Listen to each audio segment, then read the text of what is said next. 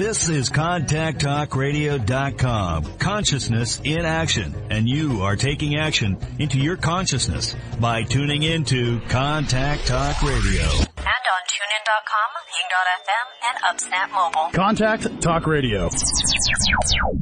All right. Good morning and welcome everybody to Your Healthy Self podcast.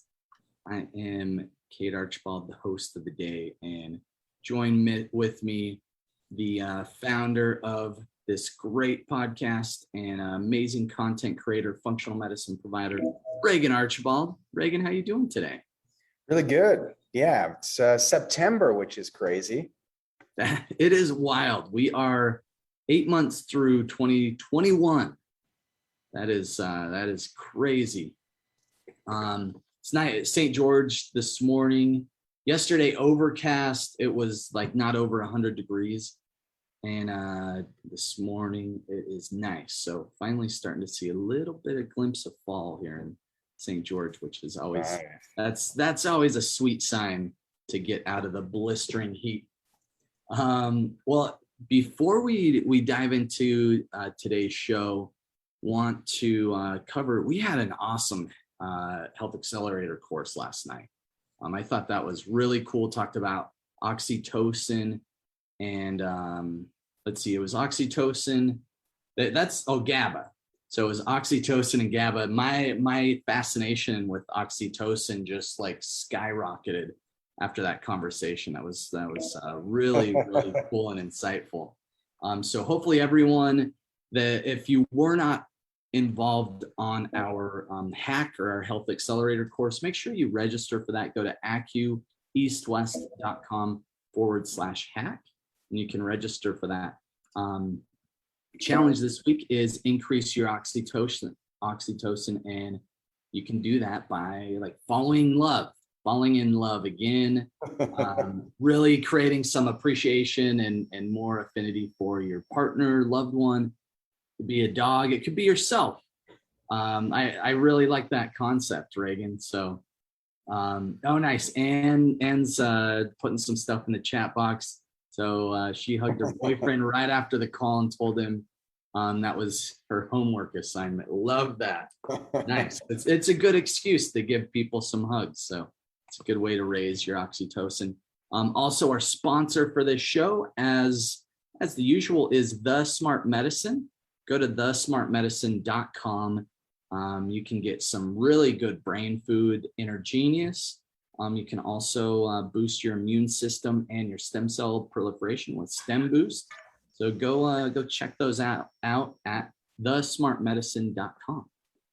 Some really good stuff there. So today's show, let's dive in, Reagan. I guess, did I miss anything about the hack last night? I just thought that was a really good one. No, I think you nailed it. I mean, as long as everybody recognizes just some of those action items. But the real important thing I think that people fail to look at when it comes to oxytocin and GABA is the fact that oxytocin helps with thyroid hormones. So you'll get a better conversion of T4 into T3. So that's an important piece. Oxytocin makes testosterone 4 times more potent. That's a big component. And then the other big thing is that even estrogen gets more powerful. So oxytocin and this connection that you have with other beings, other creatures, just having this core level of gratitude is one of the most important things to do for your health. And then heart disease, which is still the leading killer in our country, it still kills nearly 700,000 people every single year. It's ridiculous. But the biggest thing that happens when you have massive amounts of oxytocin is your heart vessels literally open up.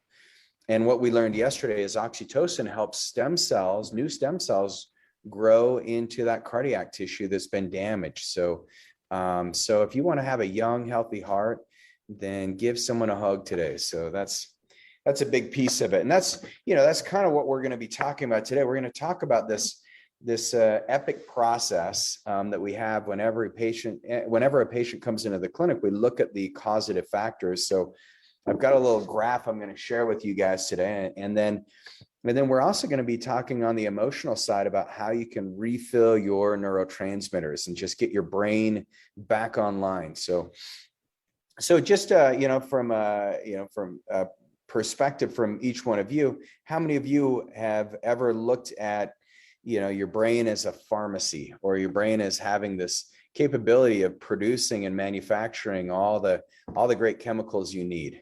How many of you ever looked at your brain that way? I think that's a really cool concept. Never looked at it from that angle though. That's cool. Yeah, because you can feed your brain with, if you want to pull out of your brain. So if you just say, okay, let's look at our brain as a generator. And it's like, all right, well, we have this generator, and literally you can generate whatever emotion you're looking for and experience, but you got to be in the right state of mind, So just by shifting your state of mind, you can go from having this generation of kind of stress response, cortisol, having your amygdala on fire and your limbic system freaking out. And you can be thinking those thoughts that trigger this reaction and manufacturing that, or you can be manufacturing like oxytocin, like we talked about before, or GABA, and those are the calm and relaxation neurotransmitters.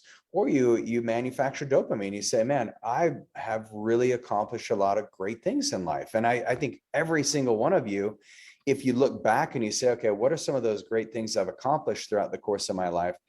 I guarantee you can just go through and you'll check the box, say, wow, well, yeah, I made it through this. I had this child. I did this. I accomplished that. I never thought I'd make it through school, but I did. Or I never thought I'd make it through that. I was talking to one of my patients who runs 100-mile races, and she's like, I never thought I'd make it through a 100-miler, and I did. And, so it's just like, wow, there's just some very cool things that we've all accomplished, and that triggers dopamine. You don't have to be in that, crossing the finish line and spiking the football to get dopamine. You can do it just literally right now. And then when you have serotonin, you say, well, when is the time that you really stood up for what you believed in? And when was the time you were a leader? When was the time that you actually took the time to share some insights and wisdom with other people? That's going to give you more serotonin. So maybe today there's someone you can talk to about that. So all these things, if we look at our brain as a generator of energy and a generator of experiences, and then the more you can learn to work with these neurotransmitters, I believe the more enjoyable life becomes. So we're going to talk about that today, but first we're going to talk about kind of some of the stressors that get in the way of these neurotransmitter productions, and how it relates to your physical health.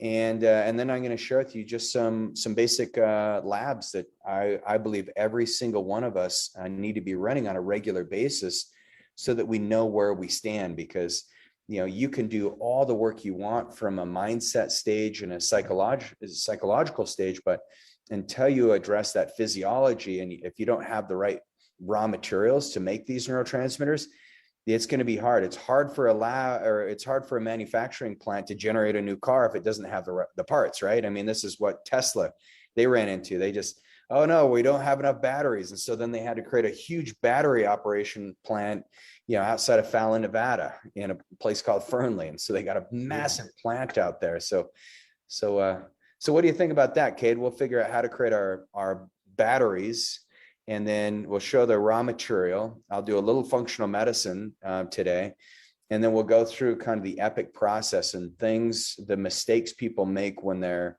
looking to get their brain healthy. I think that sounds amazing. I think everyone's jazzed about that. Awesome. And as always, as you guys have questions, let's go through these. But so let's jump into the EPIC process. So, Kate, do you remember what the EPIC acronym stands for? I've kind of got it back here. So yeah.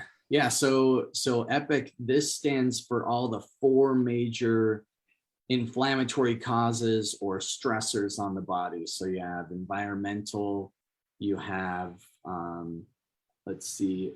So P is physical traumas. Yeah. I is going to be infections from, this could be like bacterial, viral, or fungal. And then you have C is chemical. That's it. Yeah. Yep. And so that's what we're going to look at today, because these stressors, if you look at the three phases of care, we always have to look at life and we say, well, what's the roadmap? Where are we going? And by looking at the stressors in this context will help you understand, maybe if you're feeling frustrated because you're stuck and you're like, man, I really want to manufacture these feelings of happiness and contentment and satisfaction and peace and all these things, but I just can't. I can't sleep at night. I'm so anxious, or I just feel like my body's stuck. I'm in pain all the time. And so what I'm going to do is share with you why sometimes the body doesn't have spontaneous healing, and why you can't just generate and manufacture these neurotransmitters just by the blink of an eye, because it sounds pretty magical, but unfortunately we have to go back downstream and say, well, why is it that you can't manufacture those in the first place? So in this epic process, let's first of all talk about function of the body. So if I asked you, Cade, what is the definition of health? Like, how would you define someone who's 100% healthy? How would you define that? That would be through their body systems are functioning optimally. So they have optimal function in all their bodily systems. So you can move, your organs, glands, hormones, they're all working at an optimal level. There you go. So, and if we just defined optimal, we say, well, optimal would be 100% function. And if we looked at the word function, well, what is function? Well, all function is the ability to perform an action, right? Yeah. And so in your body, it's like you have a brake and a gas pedal. So the brake pad and the gas pedal are really important, because if you just are constantly functioning on dopamine all the time and you're just constantly flooded with serotonin, you need a break eventually. You need to break from those like really kind of euphoric experiences, the rewarding experiences. And that's where our body starts producing GABA and oxytocin. And that's when things start to calm down a little bit. So that's like the break. And then we go to sleep and our brain waves change. And so if you start looking at functionality, you say, well, our bodies have to have 100% ability to perform an action at the appropriate time. So I mean, I think there's a circadian rhythm when it comes to health. So, health by the national standards, the National Institutes of Health has defined it, and the AMA have defined health as the absence of disease. Health is the absence of disease. That's a pretty wimpy definition of health, if you ask me. So what we're going to be talking about today is this health that is long lasting, and it actually gives you the resiliency so that you can withstand those stressors in life. And so you can actually start manufacturing some of these beautiful neurotransmitters that we're all looking for.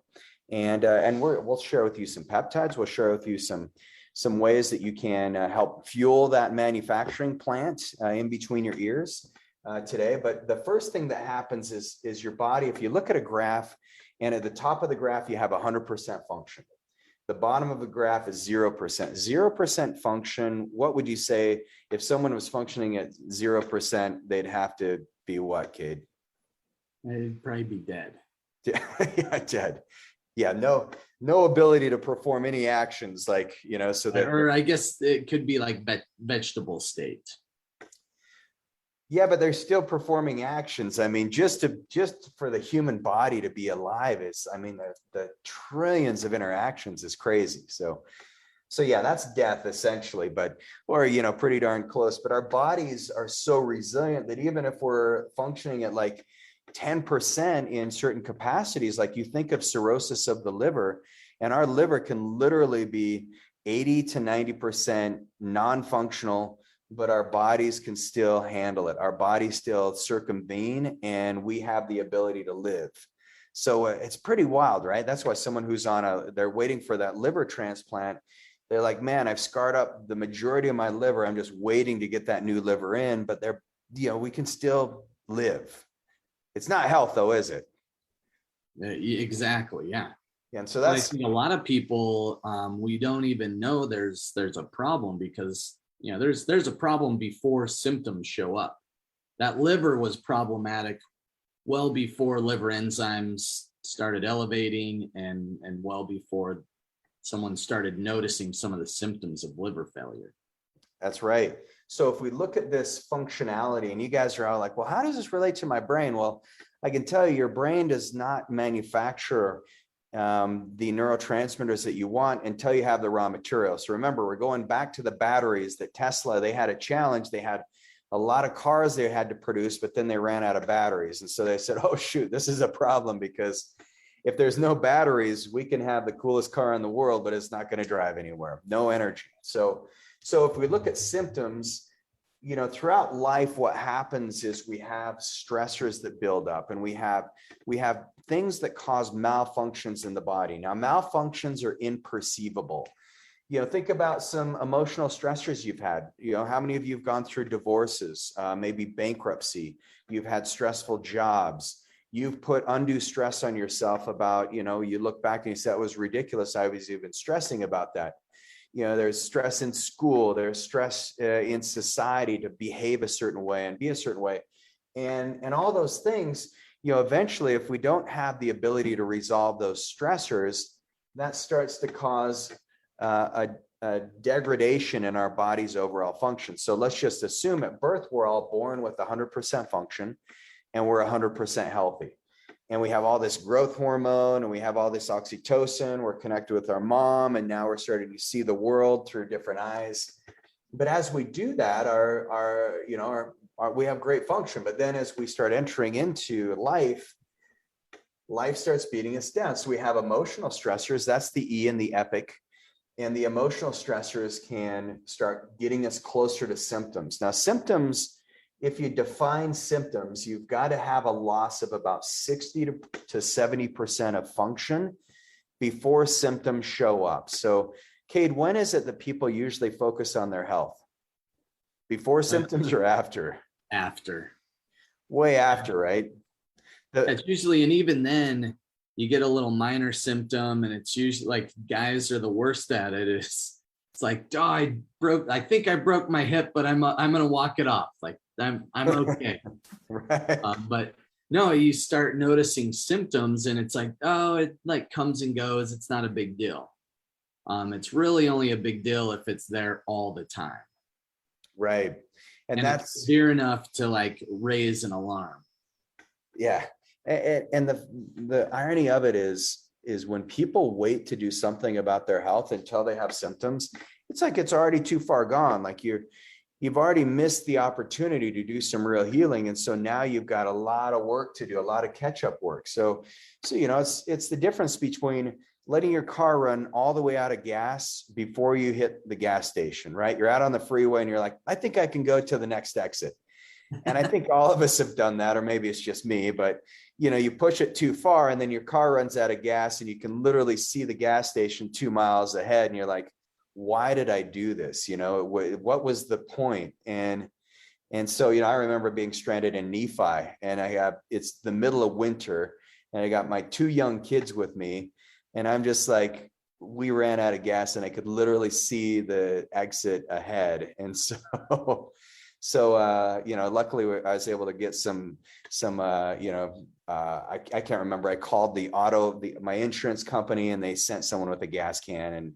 And so it was pretty awesome. But we literally, if we would have been out there another hour, we would have been really cold. And then there could have been chances of, you know, like real danger and real threat. So don't let your car run out of gas before you stop at the gas station. Or if you're a battery operating car, like Cade's got a nice Tesla, I've got a nice Tesla too, but you know, maybe you stop and get it charged up before it gets super low. And that's the analogy that we're going for, because if you wait until symptoms show up, you're ultimately waiting too long, because you know, you have emotional symptoms. Now just go through in your head, everybody, real quick, and categorize, say, what are the emotional stressors that you've had in your life from the past?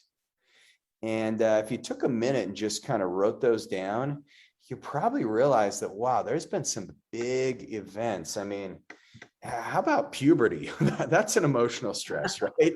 What's going on? Like my kids are all like, you know, teenagers, or my boys, like I swear, Dom now is growing like an inch every month. And Jonah's like a man child, and my boys are 15, my daughter's 17. She's, there's a lot of complexity that's going on. So even that, but just think about it. Then you enter into adulthood, you have your first job, maybe you're married, and now all of a sudden you have to learn how to share space, or you're living with somebody, you've got that serious relationship. So many emotional challenges.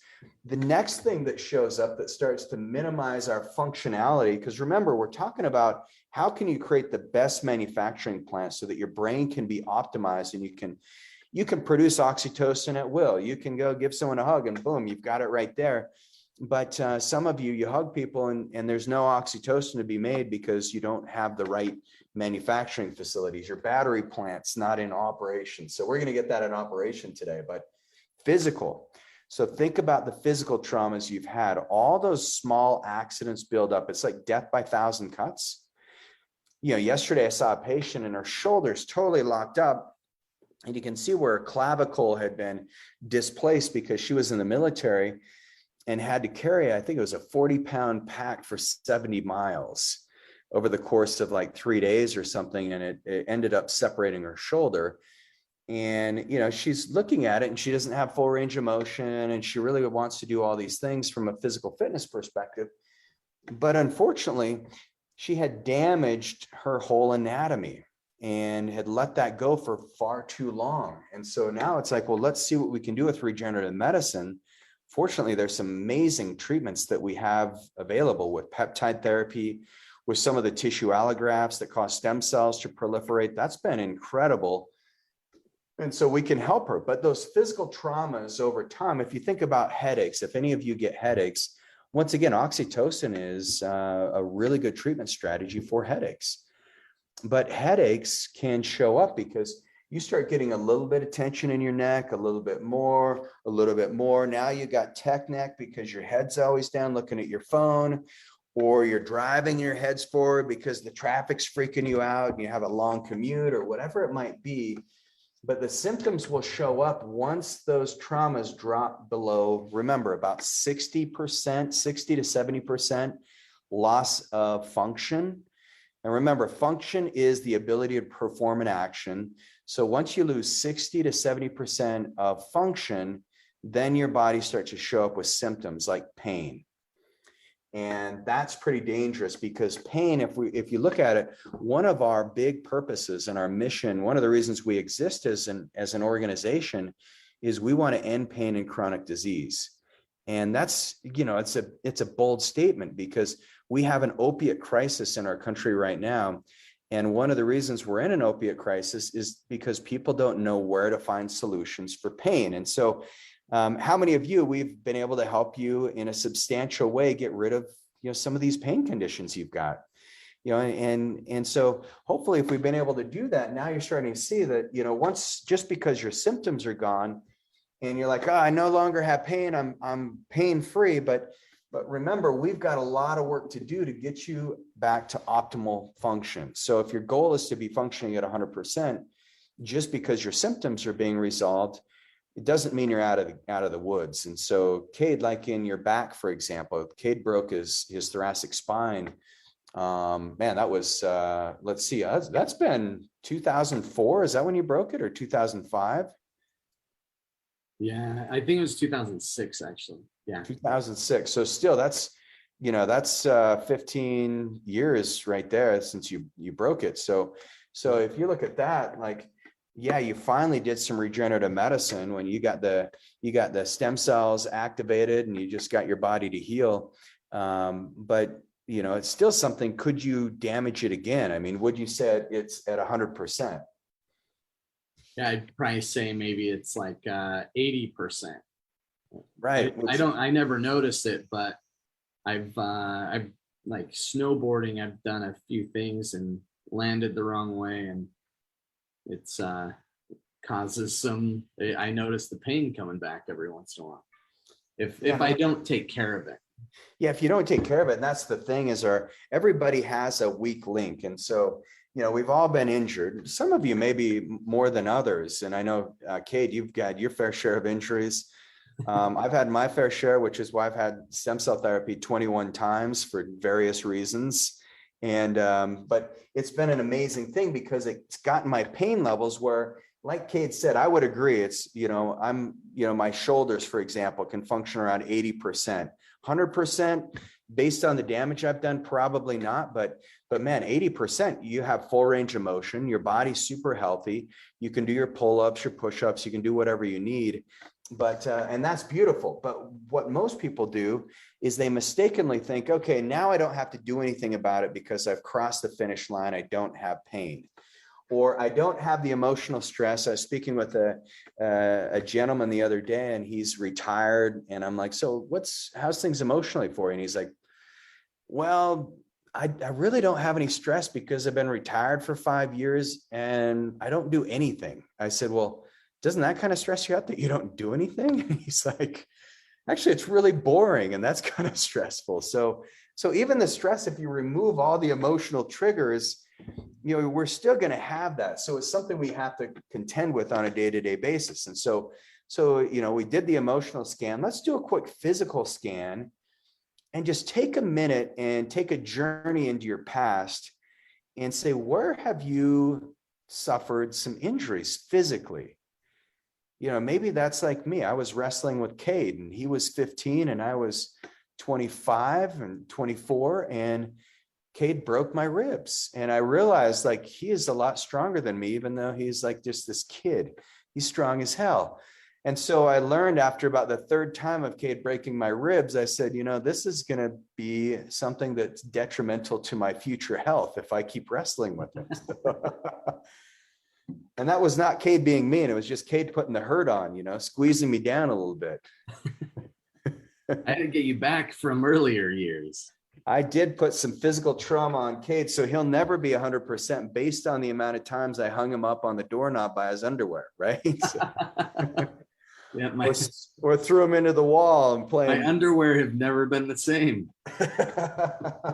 That's true. They stretch. It's pretty amazing what Fruit of the Looms can do.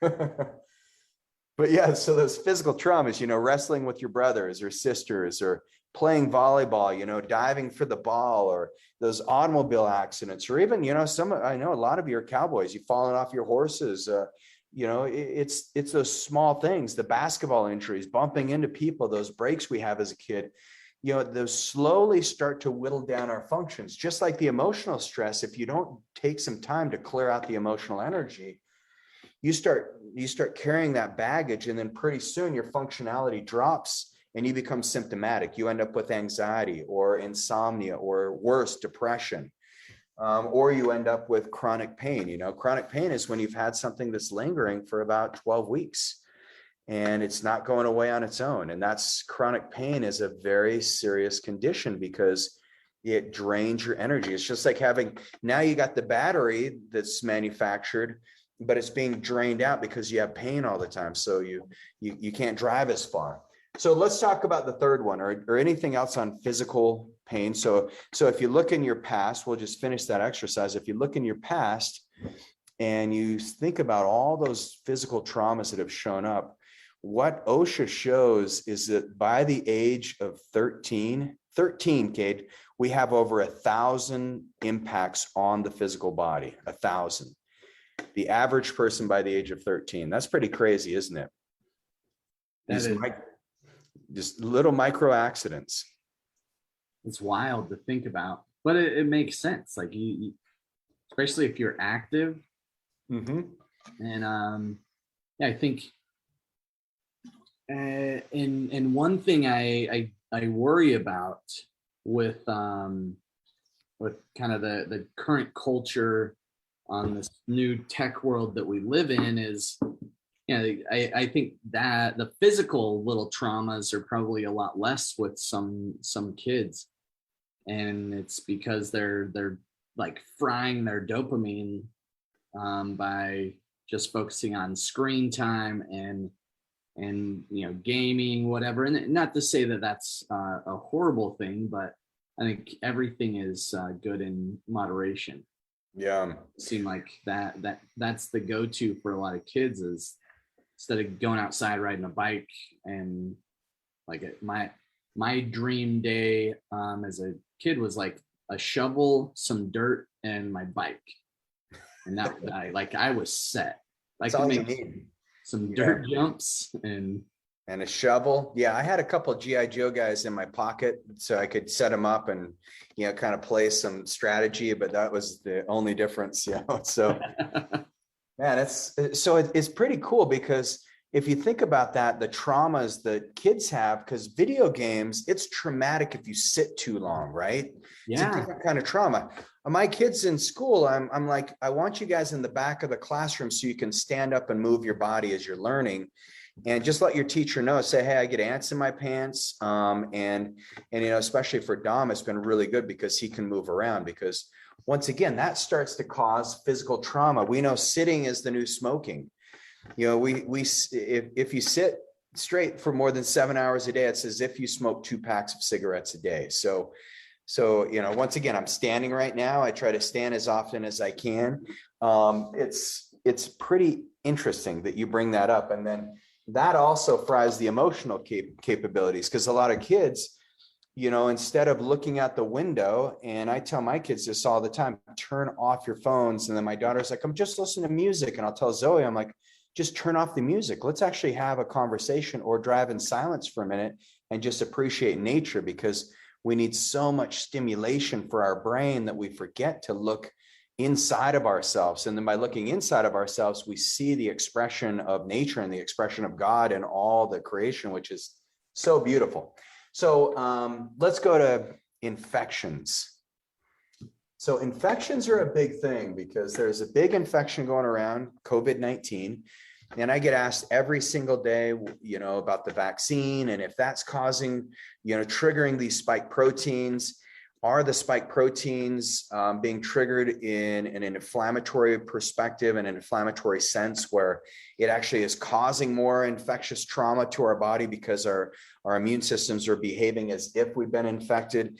And so I don't have all the answers, but what I do see is that our immune systems, traumas to the immune system is really a thing in life that brings our functionality down, where we become symptomatic. And a lot of people just ignore this piece of it, because if you think about the immune traumas from infection, it's a variety of things. It's not just COVID. I mean, yeah, that's one thing we have to worry about. How about influenza? I haven't heard anyone talk about that in a long time. It didn't just disappear off the face of the earth.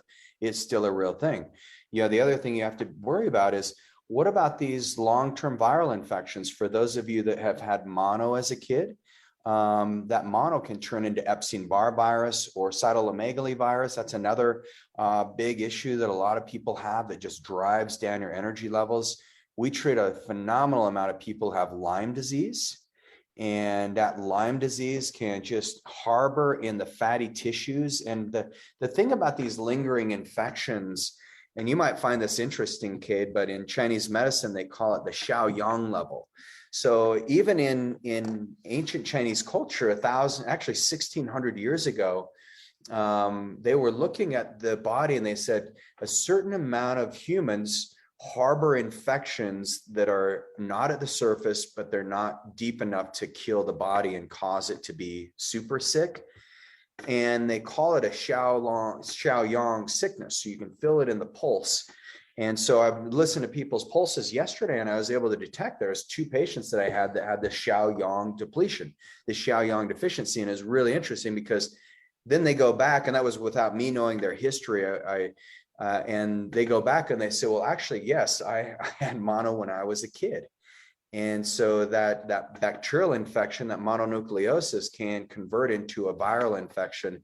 And then that virus, a virus does not want to kill the host. And that's the thing that we all have to remember about COVID, is the virus doesn't want to kill the host. And so, but it looks for an opportunity when it can start to replicate itself. So just like any other pathogen, it's opportunistic. When it sees a chance to thrive, it will just jump up. So you got to keep yourself super balanced and really healthy. And that's the key, because we're picking up on I've heard studies where at least 1,000 new viral strains every year. Influenza strains, it's a virus that's constantly mutating and having variants. And usually what you'll find is it's actually, there's some genetic updating that these infections can do if our body's in the right place. then our DNA gets stronger because 50% of our genome, our DNA was actually constructed by viruses, which is pretty cool, right? So they're not all enemies. Wow. A lot of these viruses are they're frenemies. So in the beginning, they're a little too overbearing, like COVID is. But in the end, we'll see that we'll have an updated respiratory tract because of it. That's really fascinating to think about. Yeah. So, but in the meantime, how do you keep your immune system strong? And this is where it goes down to the gut. And so, Cade, we like to get the scoop on people's poop. And why is that? Why is the poop so important when it comes to the immune stressors? I was going to think of some snarky remark there, but I'll hold it in. Our digestive tract that's where the majority of our bacteria, like you have a lot of good bacteria as well as there's opportunistic bacterias and parasites, different things like that dwell in our digestive system. And so if we can figure out, what that balance looks like and really understand what's going on in your digestive tract, the best way to do that is through poop. So that's why we get the scoop on the poop. Yep. It's a great test that gives some insights into what's happening. Really, like that's the true internal test, I would say. It's like gives a lot of insights on what's going on right in the gut. Yeah, and it's so critical because your gut is where your immune system is getting the notifications from. Because think about your digestive system, you're taking the outside world in to your body when you eat food. So you have your mouth and then it goes all the way through. And so the interesting thing about that is if you can keep your gut really healthy, you'll have a super healthy immune system because 70% of your immune system is manufactured right there in your gut. And then if you want to produce these powerful neurotransmitters that are going to light up your brain, well, these neurotransmitters, a lot of the byproducts and a lot of the precursors, or we'll call it the raw material, is made by the bacteria in your gut. So really critical. So these immune traumas. So if you just think about, well, what creates symptoms? So fatigue is a big symptom if you have immune trauma. And so how many of you have fatigue?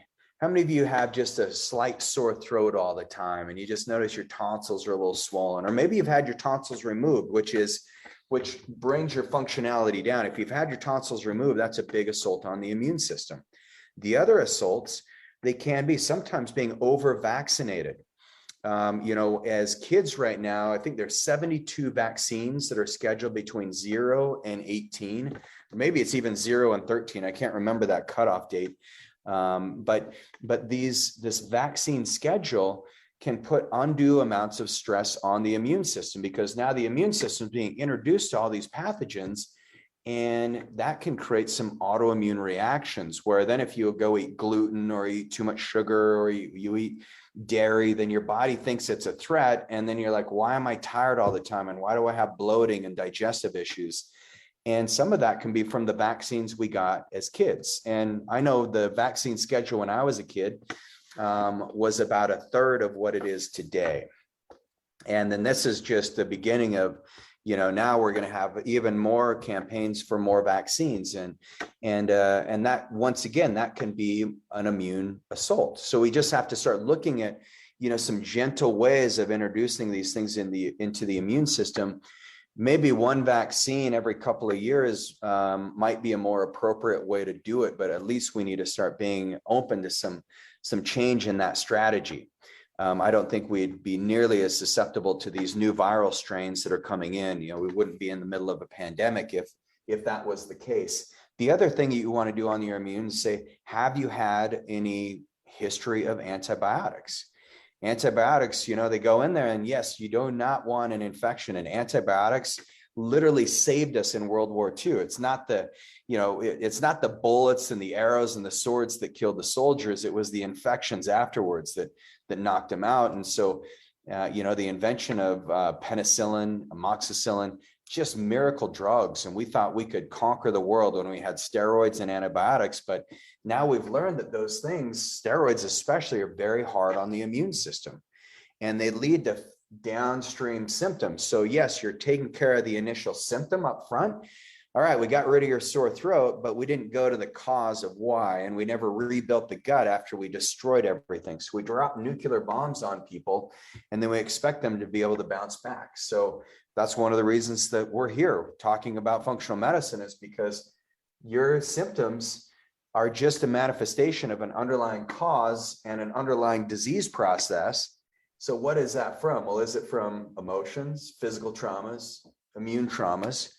You know, all these things can show up. How about parasites, Cade? We didn't talk about parasites, but yeah, you can get well, that's something that will typically just hang out in the digestive tract, and so we'll see that in stool tests sometimes, is someone's got some elevated parasites. Yeah, we see a lot of blastocystis hominis. We see we've seen a few cases of tapeworm, which is kind of interesting. I don't think I've heard of that in St. George. Yeah, we've seen it. There's varying reasons, but blastocystis hominis is probably the most frequent parasite that we see. And then what we're seeing now is a lot of SIBO, that small intestine bacterial overgrowth. Yeah. Now we're seeing just that is exploding right now. So if you have any bloating, and if you notice that, even if you're eating like pretty benign foods, like certain vegetables, and you get kind of bloating and gassy from it, there's a good chance you might have SIBO. It can cause really foul breath. So if you're like, why do I always have bad breath? That could be one of the causes. But yeah, so all these things, cause a degradation of the immune system. And then once your immune system drops in its function, that's when symptoms show up, and that's when we get really sick. It's okay to get sick. We actually want you to have symptoms where you get, a runny nose, and you have a couple days where you've got the sniffles, and maybe you've got some body aches. That's how your body actually develops this immune intelligence. We're so scared of getting any sickness these days that we're not fully recalibrating our immune system. So, take an Epsom salt bath, get some herbs, but sometimes your body just going through the phases of detox is actually really good for your immune response. So those are some things to look at. And immune is what's leading to a lot of chronic disease, and all these plans. So the final one in this epic process are chemicals. Now, this is interesting because if you think about chemicals, we're trying to manufacture some pretty amazing neurotransmitters in our brain. And that's the purpose of this conversation, is saying, well, what is getting in the way of you manufacturing oxytocin at will, or GABA at will, or anandamide, or dopamine, or serotonin, all these really amazing neurotransmitters? Well, one of the biggest things that gets in the way are chemicals. And so, Cade, where would you say the majority of the chemicals come from that get in the way of people's ability to manufacture these beautiful neurotransmitters? Biggest ones are in our food. Food's a huge source, right? Yeah. I think food, obviously you have air. Sometimes we can't control the air that we breathe. Right. You can only carry around your Dyson air cleaner. Yeah. There's not a lot we can do there, but yeah. And like medications and food, those are probably the number one things that I can think of off the top of my head. Yeah. The EPA estimates that the average American is exposed to about 180,000 chemicals every single week. And maybe a third of those have been tested for safety. So there's chemicals everywhere. I mean, even your tap water, in our hacks, we shared the study that just by drinking tap water for a week, fluorinated tap water, patients showed symptoms of hypothyroidism. And their TSH, which is the main marker for hypothyroidism, actually started to increase, which shows that their thyroid was malfunctional just by drinking tap water for a week. I mean, that's crazy. I've had people tell me, why are you so worried about water? Because at least you got clean water. You know how many places you can't get clean water? And so I'm like, hey, I get that. I'm really grateful that I have water and it's clean water. but the chemicals that we're using to clean it is, can be very detrimental. And trust me, I know that using decontaminants is actually really critical if we're going to live in a society. But when you're drinking the water and putting it into your body, that can be some of the chemicals that start to drive down your function. So we already talked about thyroid function. The other function is your liver. Your liver's got to process these chemicals. And one of the reasons why we see such a prevalence of obesity and diabetes or diabesity is these chemicals start bogging down your liver, and then your liver cannot produce the sugars properly. Your liver also, if the detoxification pathways get blocked up, your body tends to harbor toxins in fat tissue. So all the sugars that you're eating, all the great fats and proteins, your liver can't metabolize those and break down those nutrients. So then it just goes into a fat cell, and that's where our waistline starts expanding. So chemicals are a big deal. So if we look at all these, just to kind of summarize and put this together, because it's super interesting. If you look at this, our body loses health every time we have small little traumas that go unresolved. And these are called malfunctions. Once your body has about a 60 to 70% loss of function from these malfunctions, that's when symptoms show up. Just a clear definition of a symptom is a departure from normal function and a manifestation of an underlying disease. So what's below the symptom line is called disease. And so what happens in most of our lives is we say, well, we want to live this abundant, healthy life. We want to be able to make the neurotransmitters.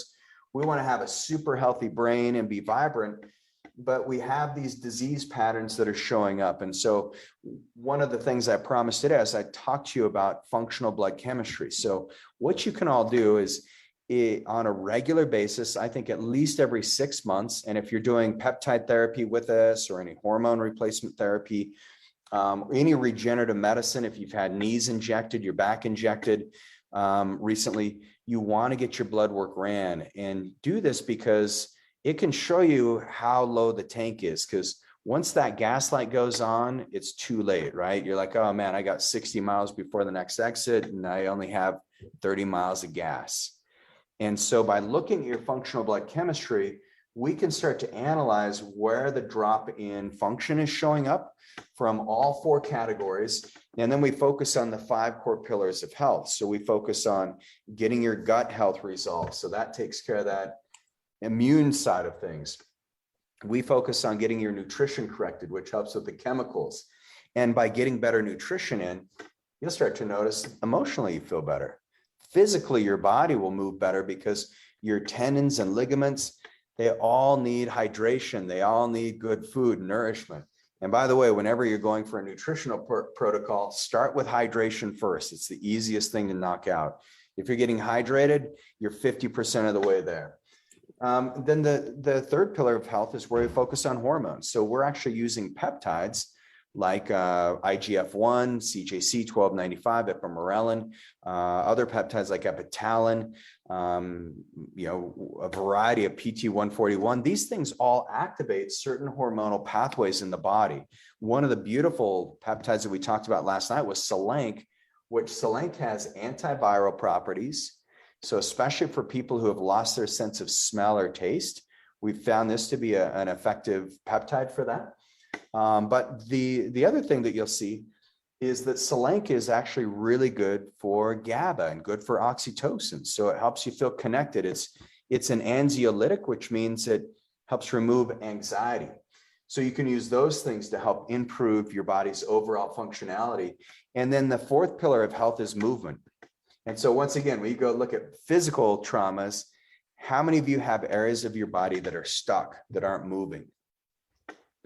So one of the ways that you can increase the healthy brain chemicals and neurotransmitters is moving your body more frequently. I can guarantee you, if you feel stuck, if you feel like you're emotionally just in kind of a stagnant pattern, just by moving your body, put on some good music and dance. I mean, if I'm dancing, it's hopefully no one's watching because I don't have the grooves. But if you dance, it's so good for your body. I went for a run this morning and felt 10 times better. I woke up kind of stiff and sore from my workout yesterday. went for a run, and it's just amazing what movement will do.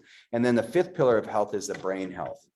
And so the brain is the big thing. Is if we're looking to manufacture these neurotransmitters from our brain, if you want to really foster that creation of powerful substances that can change your life and change your outlook on everything, help you continually heal and help you connect with other humans, your brain is that ultimate reservoir of these neurotransmitters.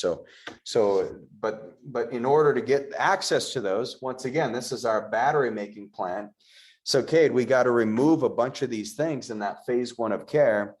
And once we remove the emotional stressors, the physical stressors, the stressors from immune assaults, and then these chemical stressors, that's when the brain can actually start producing these neurotransmitters. So what'd you get out of that?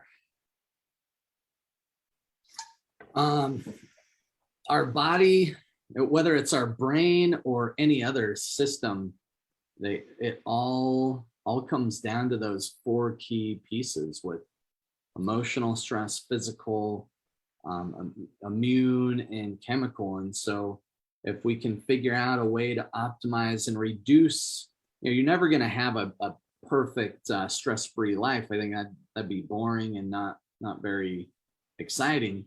But if you can reduce the impacts of those stressors, know what caused them, and then have ways of kind of combating them or how to reduce the impacts of those stressors, you can have a lot better brain function, a lot better bodily function overall.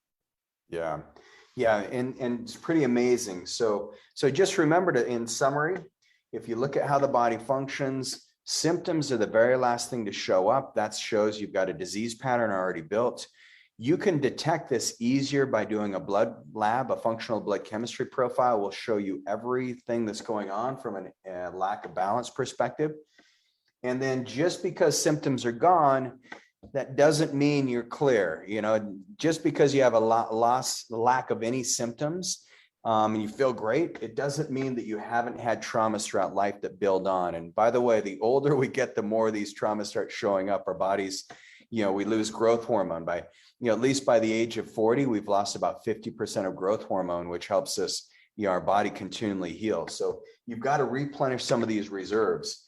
And the way we do that, focusing on the 5 core pillars of health, you've got to get the right testing, the right treatments, the right teaching curriculum. And then looking at all these things from a holistic perspective, you can start changing your lifestyle and literally start changing the way that you feel, the way that you look, and you actually start regenerating a brand new version of yourself. And so I believe that your health is just a simple expression of your life. It's not meant to be something that's as complicated as a lack of disease or symptoms. Your health is simply how much life do you have in your body. So our goal, hopefully today by this conversation, you realize that there are some ways that you can add some years to your life, but also add some life to your years. And that's the whole goal of ours here at Your Healthy Self. So hopefully this was interesting. If you guys like this, don't forget to share it with someone. Go to iTunes. We're looking for some good, some 5-star reviews. So for those of you who love the show, go give us a 5-star review. Tell us what you think. Just go to iTunes right now. Or if you're watching this on YouTube, you can just leave some comments below. We'd love to see that. Thank you guys so much. Amazing content as usual, Regan. Thank you. And we'll be back same time, same place next week. Don't forget to check out thesmartmedicine.com. That's the show today is brought to you by thesmartmedicine.com. For brain enhancement, look up Intergenius. It's an awesome supplement and product you can get a hold of. So appreciate you guys. Love you. We'll see you next week. Bye-bye. Bye-bye.